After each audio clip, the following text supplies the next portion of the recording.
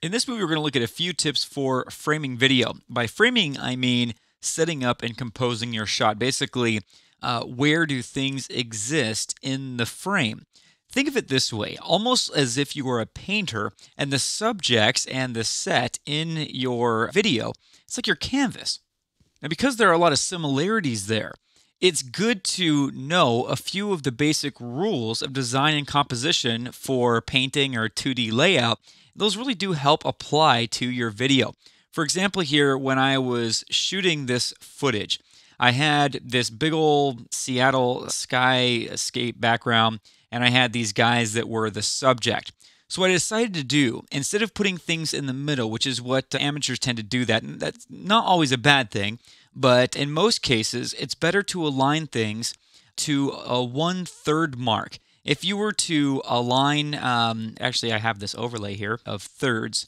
If we were to divide this into thirds, we have this 1/3 line, and it's considered better composition to align things along that line. So I put these guys kind of together. I held the camera so that they were basically hanging around this 1/3 line.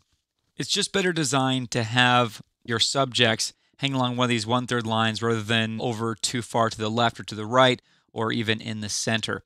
Now, I'm not the best cameraman at all by any stretch of the imagination, and I didn't have this grid, obviously, as I was shooting this. So as I was shooting this, I kind of tried to do my best to keep them within that line. And they went out of it a little bit, but basically they were kind of centered around where the third line should be.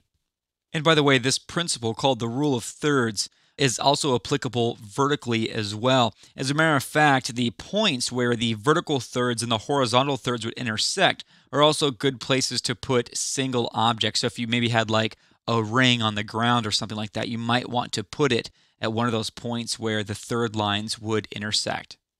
Now, one other tip for framing video, sometimes things just don't work in terms of placing things on 1/3. Sometimes you got to deal with the set and kind of integrate design concepts and what you're trying to convey with your video.